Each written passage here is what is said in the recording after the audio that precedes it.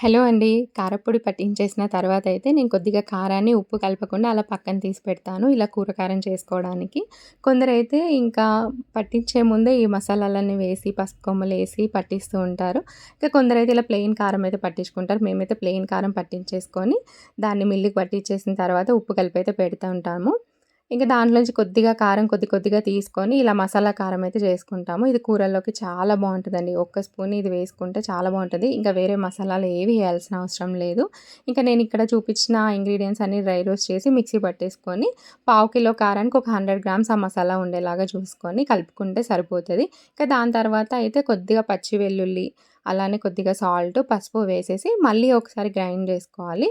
ఆపుతూ grind జేసుకోవాలి. అప్పుడే పొడి పొడిగా వస్తది. అది పూర్తిగా చల్లారిన తర్వాత ఇంకా గాజు సీసాలో స్టోర్ చేసుకుంటే చాలా బావుంటది. నేనైతే కొద్దిగా అయితే పట్టి పెట్టుకుంటాను. ఒకసారయితే ట్రై చేయండి. చాలా బావుంటుంది టేస్ట్.